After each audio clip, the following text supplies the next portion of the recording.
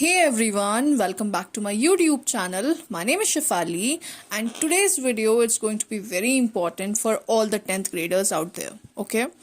जैसे कि हम सब जानते हैं कि इस बार जो बोर्ड्स हैं वो दो पार्ट में हो रहे हैं. 10th क्लास के जो बोर्ड्स हैं वो आज ही से 30 नवंबर से शुरू हो चुके हैं और 2 दिसंबर को आपका साइंस का पेपर है और इस बार MCQ बेस्ड क्वेश्चंस हैं. सो इसीलिए इस बार थोड़ा पैटर्न चेंज है, तो हम MCQ बेस्ड क्वेश्चंस करने वाले हैं. केमिस्ट्री का metals and non metals and I think acids and bases हम डिस्कस करेंगे आज. So it's very important. I know if you are 10th grader you cannot miss on this video. Please watch the video till the end. I am sure this video is going to be really helpful for you. और बहुत ही important questions हैं जो हम discuss करेंगे आज. So अगर आप if you're looking for something some important questions, I think you cannot miss on this video. Okay, so do watch the video till the end. And also before I start, a quick request: if you're new to the channel, make sure you hit the subscribe button and also like and share. तो शुरू करते हैं. Metals and non metals. पहला question है, विच of the following is correct arrangement of the given metals in ascending order of their reactivity? Zinc, iron, magnesium, sodium. ठीक है, zinc, iron, magnesium, sodium आपको दिए हुए हैं और आपसे पूछा है आप बताइए कौन सा है इनमें से जो करेक्ट ऑर्डर है रिएक्टिविटी में इन द असेंडिंग ऑर्डर. सबसे पहले आपको रिएक्टिविटी सीरीज आपको याद कर लेनी चाहिए अगर आपने अभी तक याद नहीं करी है. I will show you the reactivity series. Wait, this is the reactivity series. ठीक है, आप चाहो तो स्क्रीनशॉट ले सकते हो. This is very important. ठीक है, सबसे ऊपर से नीचे आते आते जो रिएक्टिविटी होती है वो डिक्रीज होती है. मतलब जो ऊपर वाले एलिमेंट्स हैं इनकी जो रिएक्टिविटी है ये सबसे ज़्यादा है. जैसे पोटेशियम है, सोडियम है, कैल्शियम है, मैग्नीशियम है, ये अच्छे रिएक्टिव मेटल्स हैं. जैसे जैसे आप नीचे को आते हो आप थोड़ा सा लेस रिएक्टिव की ओर को आते हो. ठीक है, सो हमसे पूछा गया है दैट कौन सा वाला आपका जो है मोर रिएक्टिव मतलब ज़्यादा रिएक्टिव होगा. सो सबसे ज़्यादा सोडियम होगा. As we know, this is the reactivity series. I'll show you again. सबसे ज़्यादा सोडियम होगा. Here is sodium second में. सबसे ज़्यादा सोडियम होगा. Then magnesium है. Then it's magnesium. Then zinc. Here is zinc. Here is zinc. And फिर last में आपका आयरन आएगा. Here is iron. ठीक है, जैसे जैसे आप नीचे को जाते हो आपकी रिएक्टिविटी जो होती है वो कम होती जाती है. So D will be the right option. Okay. Next, an element X is soft and can be cut with a knife. This is very reactive to air and cannot be kept in air. It reacts vigorously with water. Identify the element from the following. सी, जब भी आपको बोला जाए ना एक ऐसा element जो soft है, सॉफ्ट मेटल है, जो नाइफ से कट हो सकता है, जो एयर के साथ रिएक्ट करता है और इनको केरोसिन में रखते हैं, केरोसिन ऑयल में रखा जाता है, तो ऐसा कौन सा है? तो आप 3 याद रखें. Sodium is the one of course. इसके अलावा आप 3 याद रखें. कौन कौन से? Sodium is the one, potassium is the one and lithium is the one. तो सोडियम की जगह अगर यहाँ पे पोटेशियम या लिथियम आता तो वो भी सही होते.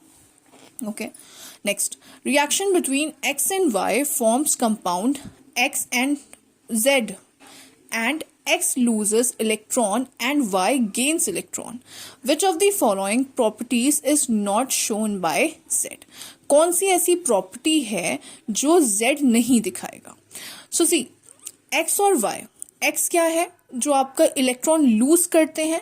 इलेक्ट्रॉन लूज आपके कैटायंस करते हैं. Y इलेक्ट्रॉन गेन करते हैं, वो एनायंस होते हैं. तो आपके कैटायन और एनायन मिलेंगे, मतलब एक मेटल और एक नॉन मेटल मिलेगा और एक नया प्रोडक्ट बनेगा, दैट विल बी Z. तो बेसिकली जब मेटल और नॉन मेटल मिलेगा तो आपका यहाँ पे क्या बन सकता है? सॉल्ट बन सकता है. सो आपको चूज करना है कौन सी प्रॉपर्टी शो नहीं होगी. जब भी नॉट आता है ना तो थोड़ा सा ध्यान में रखना. बहुत बार ऐसा होता है कि हम इतना इन्वॉल्व होते हैं पढ़ने में कि हम भूल जाते हैं कि नॉट लिखा हुआ है. सो देखो, हैज हाई मेल्टिंग पॉइंट ये होगा.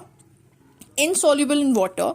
सी, जो सॉल्ट्स होते हैं ना वो वाटर में सॉल्युबल होते हैं. ठीक है। So insoluble in water will be the one जो ये प्रॉपर्टी नहीं दिखाएगा, ठीक है। कंडक्ट्स इलेक्ट्रिसिटी मोल्टन स्टेट में बिल्कुल करते हैं ये।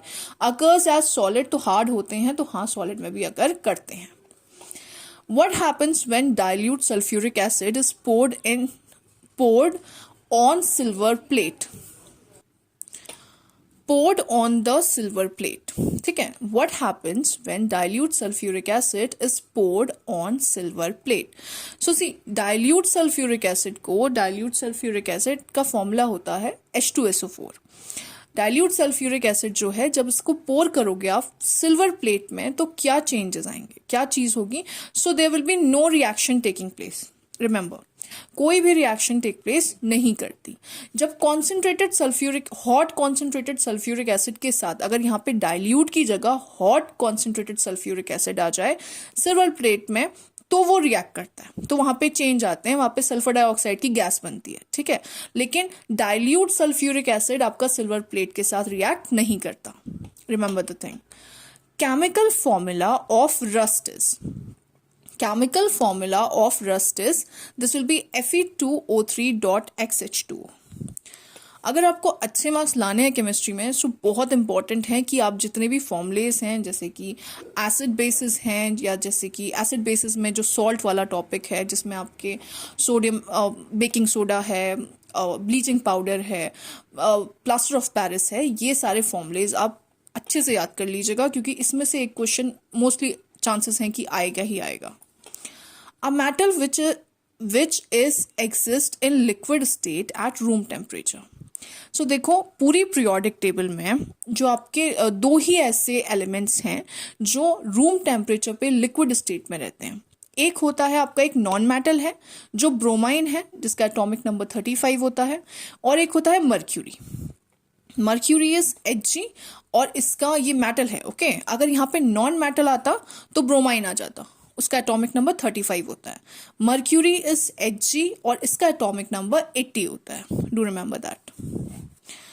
The electronic configuration of three elements X, Y and Z are shown.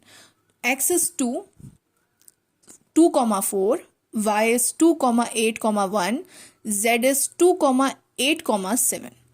Two elements will combine to form anion compounds and the correct formula is.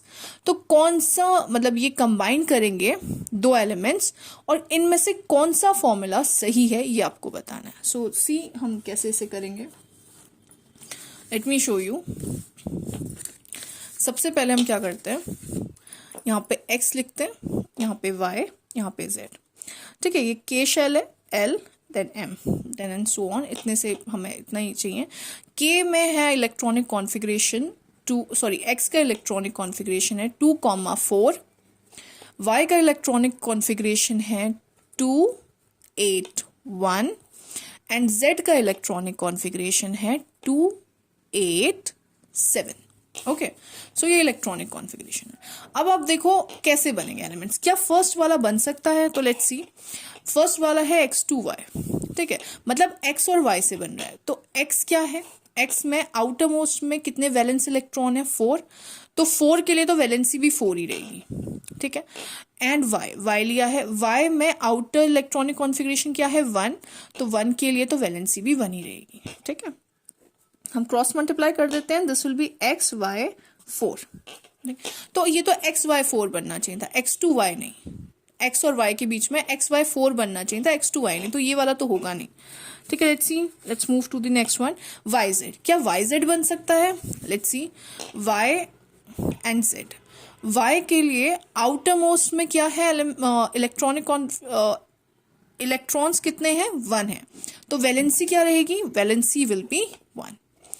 और आउटर मोस्ट में यहाँ पे Z के लिए आउटर मोस्ट इलेक्ट्रॉन्स कितने हैं? Outer most में electrons हैं आपके 7, तो 7 के लिए जब भी 5 या 5 से ज्यादा होता है तो आप क्या करते हो वैलेंसी निकालने के लिए 8 में से 7 को मतलब आउटर मोस्ट इलेक्ट्रॉन जो है उसको माइनस कर देते हैं। सो 8 - 7 विल बी 1, तो यहाँ पे वैलेंसी आपकी 1 आएगी। नाउ वी क्रॉस मल्टीप्लाई और आंसर आएगा YZ। हम 1 को मेंशन नहीं करते, तो YZ। सो सी, ये तो YZ बन रहा है, so this one will be the right answer. Okay, next, nature of metal oxides are, metal oxides का क्या नेचर होता है? तो मेटल ऑक्साइड्स का नेचर बेसिक होता है, ठीक है। अगर आपसे पूछते हैं एसिडिक ऑक्साइड का नेचर, एसिडिक नेचर किसका होता है? सो एसिडिक नेचर या फिर न्यूट्रल जो नेचर होता है, न्यूट्रल नेचर जो होता है वो आपके नॉन मेटल्स का होता है, याद रखना, ठीक है। और एम्फोटेरिक किसका होता है? एम्फोटेरिक होता है आपके मेटलॉइड्स का, मेटलॉइड्स का नेचर एम्फोटेरिक होता है, ठीक है। नॉन मेटल एसिडिक नेचर या न्यूट्रल होते हैं, मेटलॉइड्स एम्फोटेरिक होते हैं नेचर में, और मेटल्स जो होते हैं आपके वो बेसिक होते हैं नेचर में, ठीक है। और आपसे क्या पूछा है? आपसे यही पूछा है कि मेटल ऑक्साइड का नेचर क्या होगा, तो बेसिक होगा, ठीक है। एम्फोटेरिक क्या होता है? Do comment down in the comment section कि एम्फोटेरिक क्या होता है, ठीक है, बताना आप मुझे।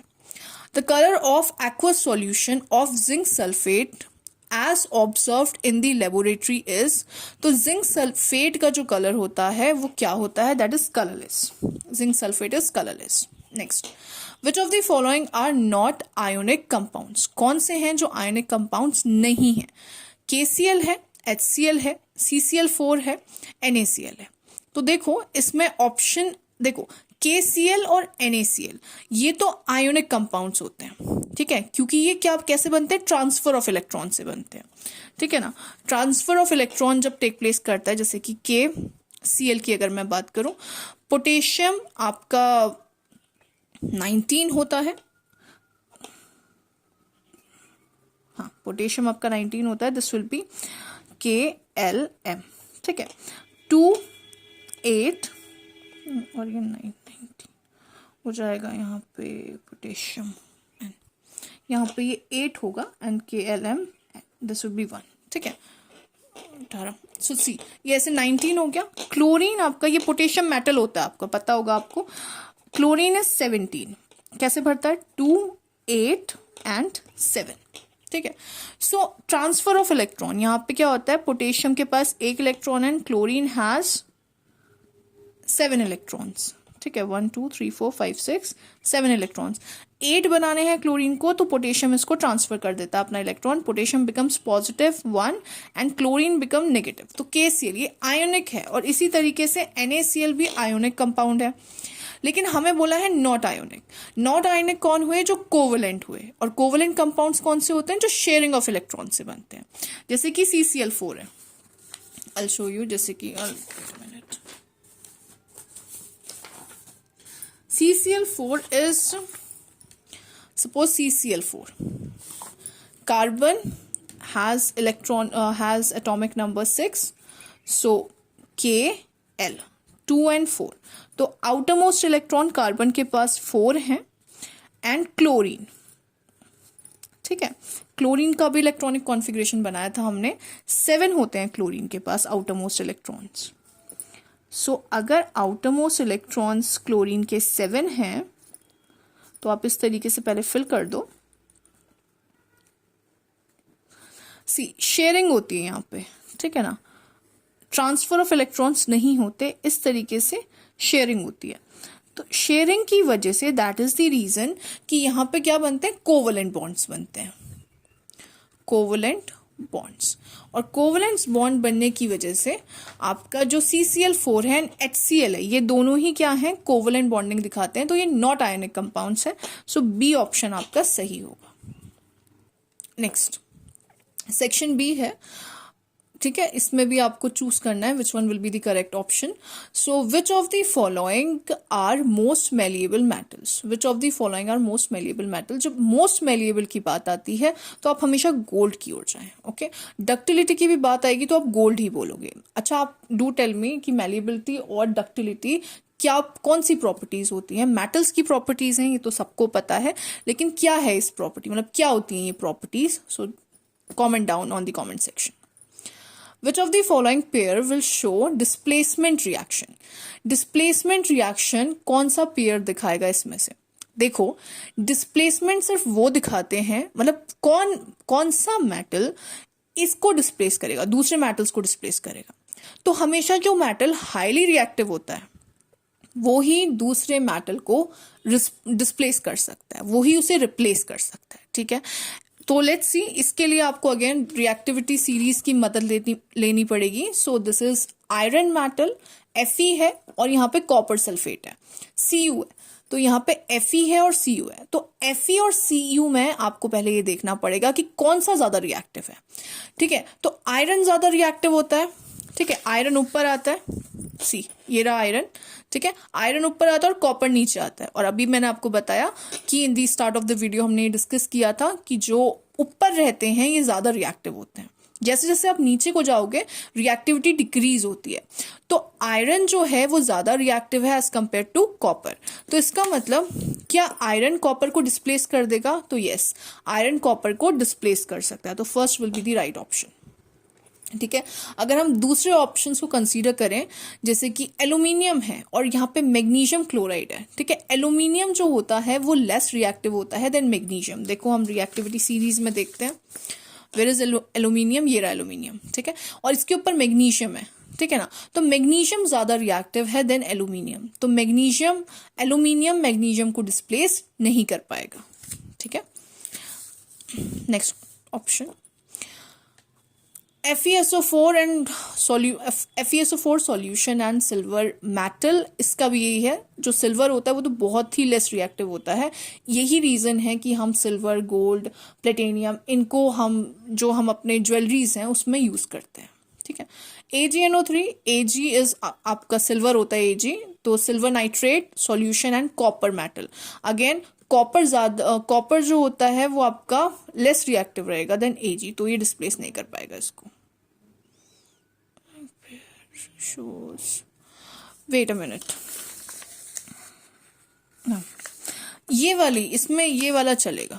वेट अ मिनट, कॉपर भी हाईली रिएक्टिव है, इसमें दो ऑप्शन सही आ रहे हैं, this one will also be the one, ठीक है।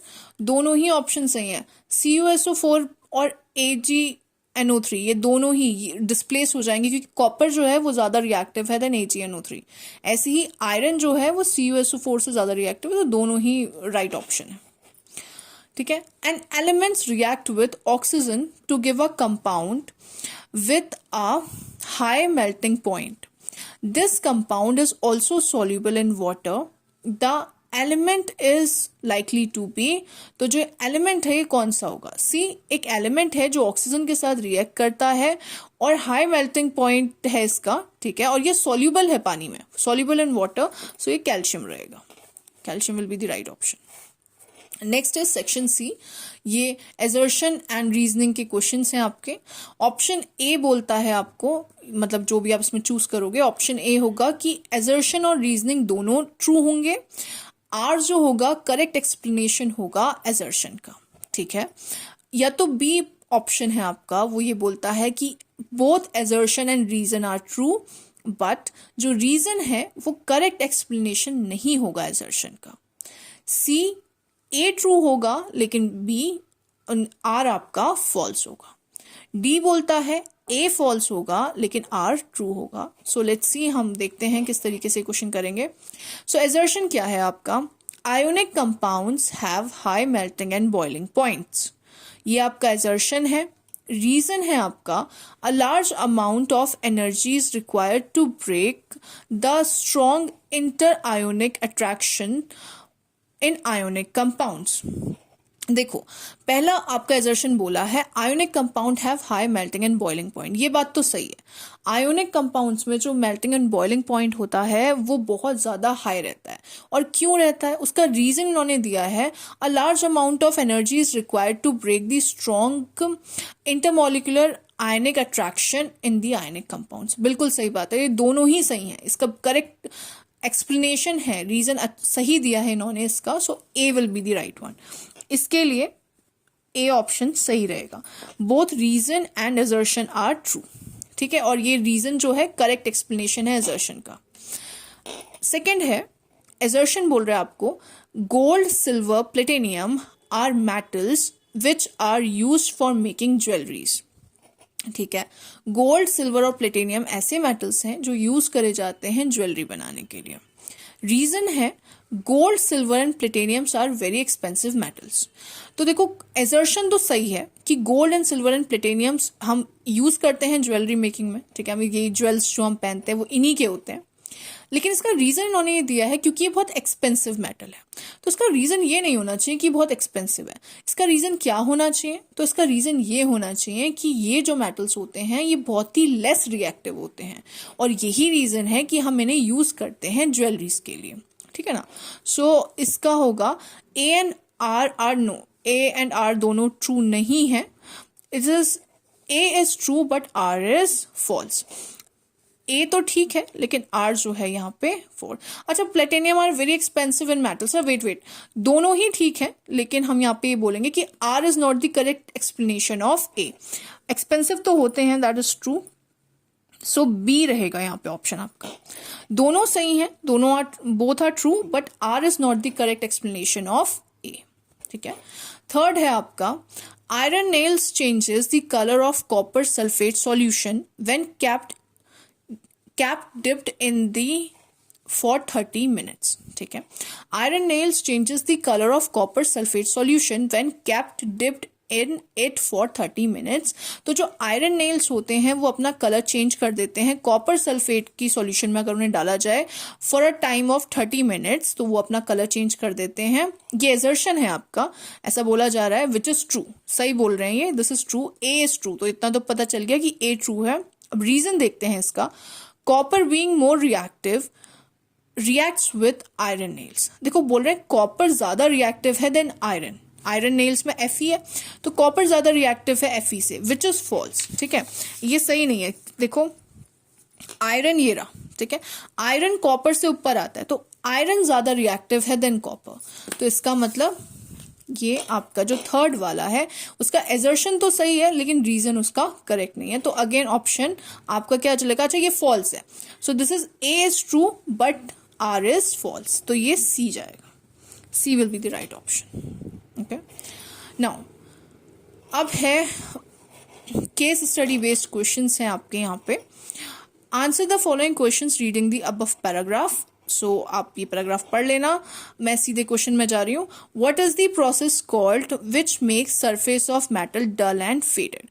अगर मेटल का सरफेस डल एंड फेड हो जाए तो उस प्रोसेस को क्या कहते हैं? तो उस प्रोसेस को कोरेशन कहते हैं, ठीक है।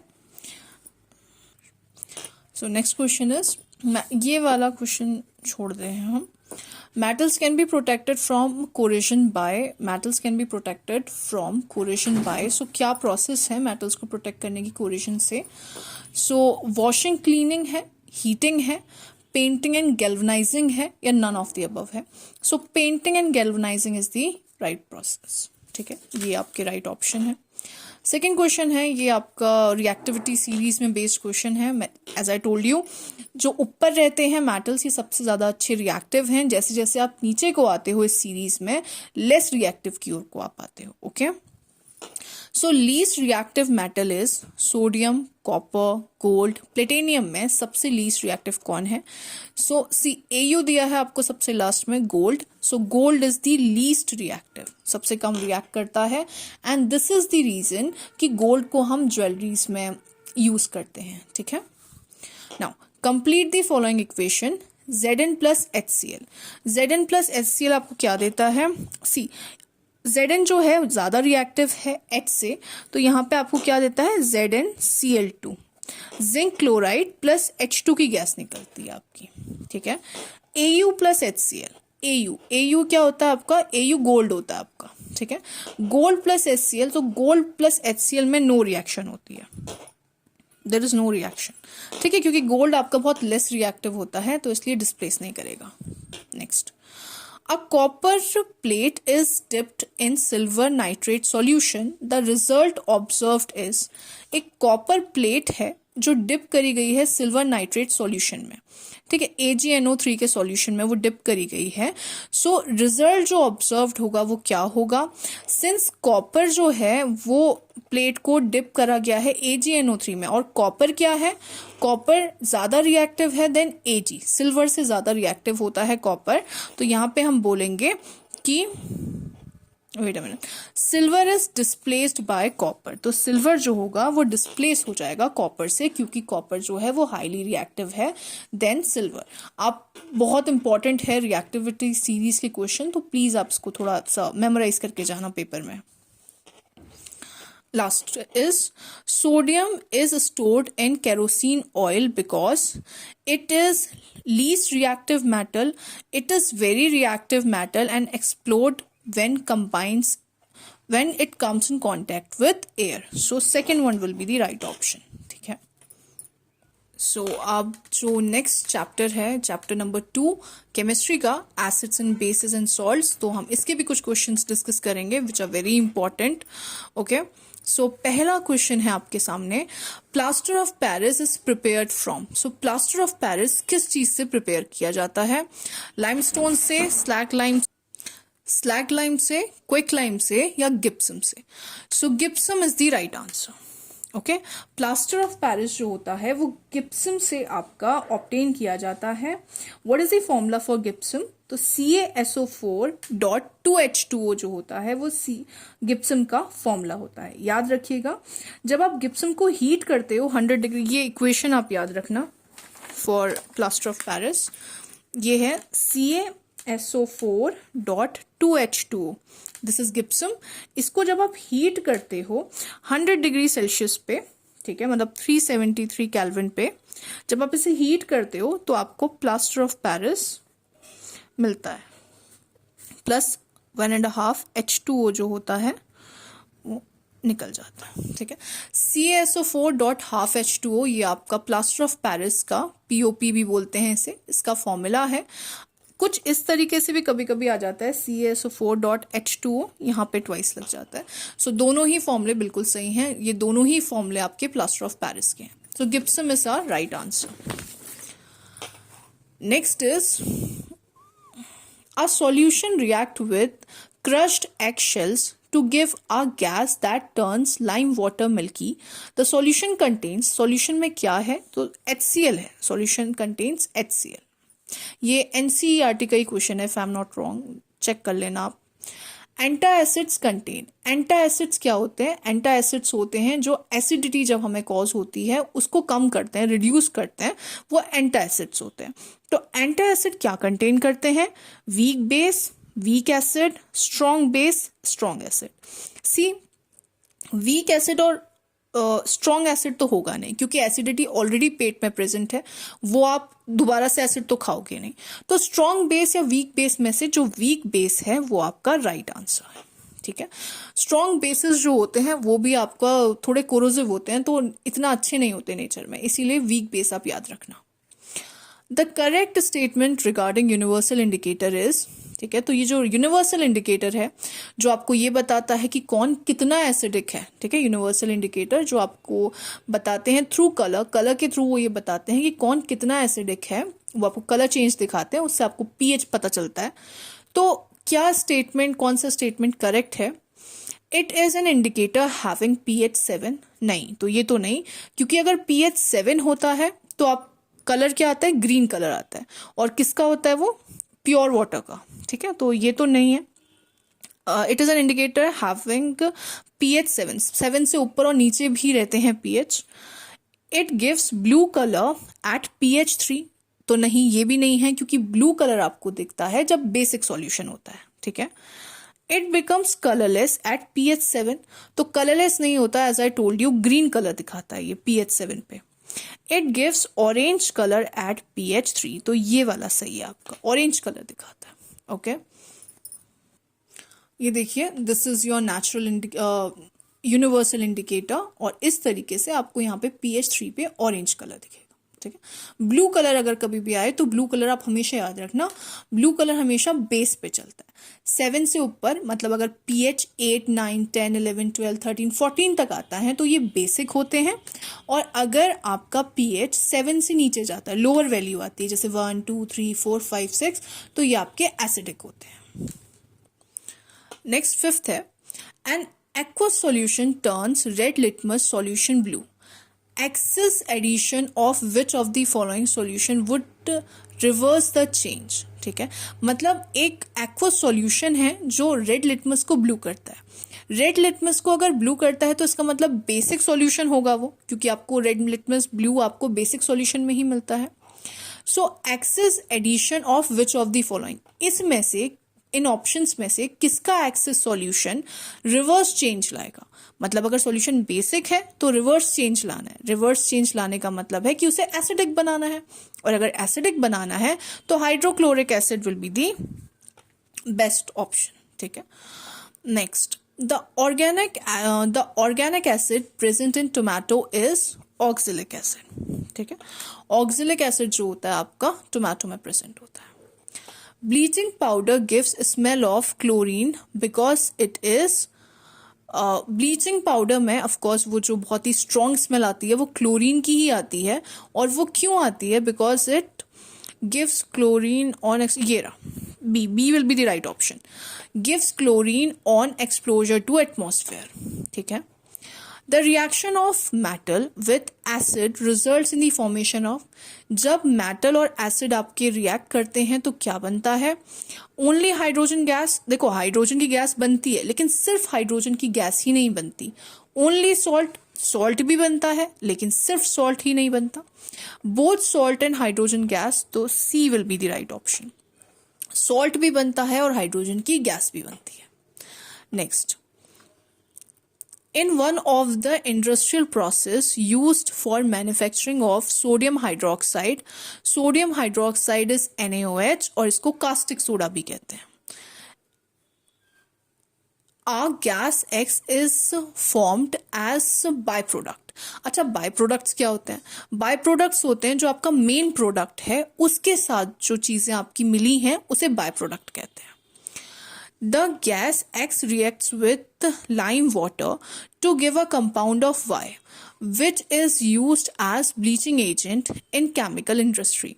The compound X and Y could be, तो जो compound है X और Y ये क्या है? ठीक है, सो लेट्स सी क्या होंगे। देखो क्लोरीन की गैस मिलेगी, that is for sure.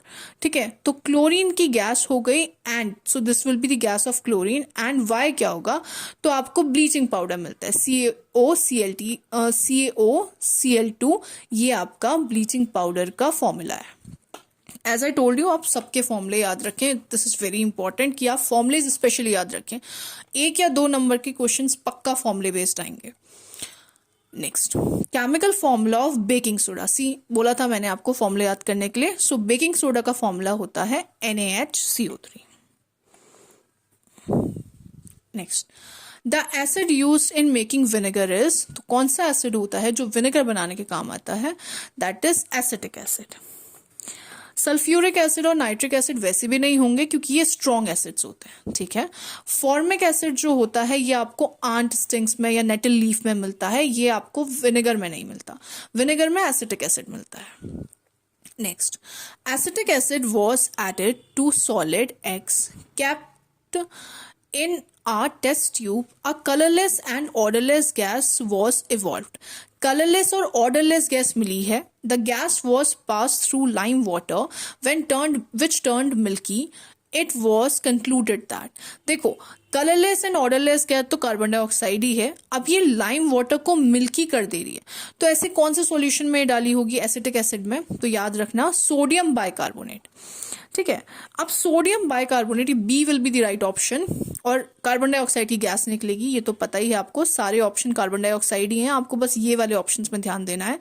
Sodium bicarbonate confuse मत होना, अगर यहाँ पे सोडियम हाइड्रोजन कार्बोनेट आप पढ़ के गए हो तो सोडियम बाइकार्बोनेट भी सोडियम हाइड्रोजन कार्बोनेट ही होता है, इसका फॉर्मूला भी NaHCO3 ही होता है, do remember that. So next question, A वाला 15th question will be the one.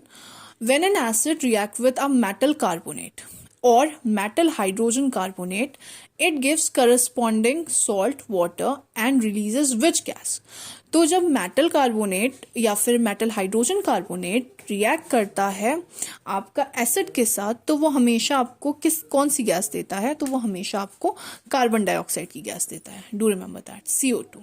Okay, section B में आते हैं, ये भी मल्टीपल चॉइस क्वेश्चन है आपके। विच of the following is use for dissolving of solid, sorry, dissolution of gold. तो HCl है, नाइट्रिक एसिड है, सल्फ्यूरिक एसिड है, कार्बोनिक एसिड है।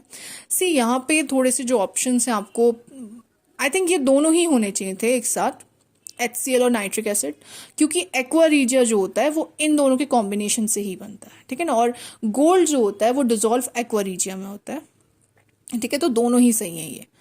Next is which of the following are alkali. Which of the following are alkali, तो alkali वो होते हैं, water soluble bases को एल्कली कहते हैं हम। तो NaOH will be the one, sodium hydrogen carbonate, and calcium hydroxide भी आपका, दोनों ही ऑप्शन सही रहेंगे। Which of the following is not formed as a product of chloroalkali process? कौन सा ऐसा है जो प्रोडक्ट नहीं होगा, ठीक है। सो सी आपको NaOH मिलता है, Cl2 मिलता है और H2 मिलता है, ठीक है। हाइड्रोजन की गैस भी मिलती है। HCl और HF ये दोनों ही ऐसे हैं, ऑप्शन इन्होंने थोड़े से इस तरीके के दिए हैं, तो ये दोनों ही ऐसे हैं जो आपको नहीं मिलेंगे chloroalkali process. And chloroalkali process बहुत इंपॉर्टेंट है, आप इसको जरूर पढ़ना, ठीक है। ये आपको एसिड्स, बेसिस एंड सॉल्ट वाले चैप्टर में मिलेगा। This is very important topic, आप जरूर इसे पढ़ना। Which of the following is are acidic in nature? Apple juice, soap solution, lemon juice, caustic soda. तो देखो apple juice, of course apple juice जो होता है मैलिक एसिड होता है एप्पल में। Lemon juice of course citric acid मिलेगा आपको। कास्टिक सोडा तो नहीं, कास्टिक सोडा जो होता है वो आपका कास्टिक सोडा जो होता है आपका वो NaOH होता है।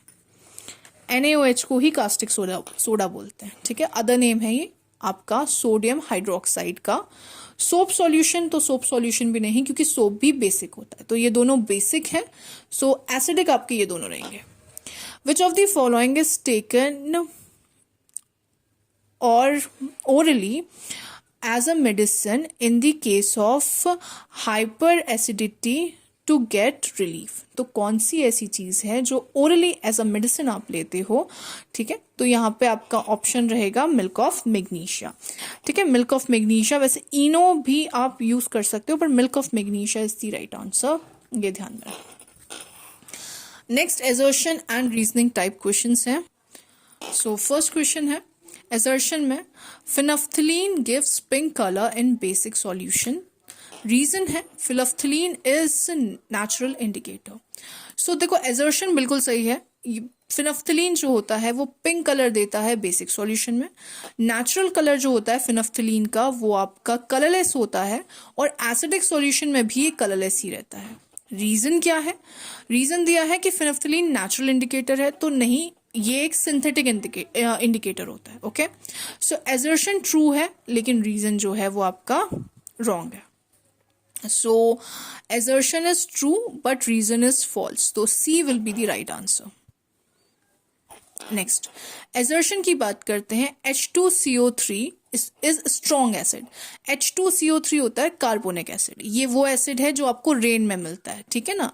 तो जो रेन होती है वो आपकी एसिडिक होती है। आप मुझे जरूर बताना जो रेन होती है उसका pH क्या होता है, down in the comment section. तो H2CO3 जो है वो आपका कार्बोनिक एसिड होता है, और कार्बोनिक एसिड जो है आपको रेन में मिलता है, ठीक है।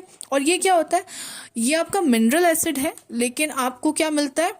सॉफ्ट एसिड होता है ये आपका, ठीक है ना, वीक एसिड है ये। तो एजर्शन आपका गलत है, क्योंकि ये स्ट्रॉन्ग एसिड बोल रहा है इसे, ये स्ट्रॉन्ग एसिड नहीं होता, ये वीक एसिड होता है। A strong acid dissociates completely और almost completely in water। तो ये रीजन तो सही है, तो यहाँ पे बोलेंगे कि assertion false है लेकिन reason is true। तो D will be the right answer. D will be the right answer. Next, when common salt is kept open, it absorbs moisture from the air।